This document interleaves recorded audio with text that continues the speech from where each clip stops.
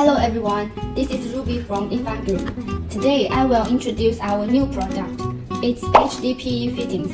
We have many types like socket, elbow, T and so on. For example, this is a HDPE socket. It consists of 5 parts: body, cap, snap ring, push ring, and O-ring. Next, I will show you how to install that. Now, this is a HDPE pipe. First, put the O-ring on the pipe and let the pipe into the body. Next, make the push ring on it and let the snap ring put on the pipe. Finally, thread the cap and the body together.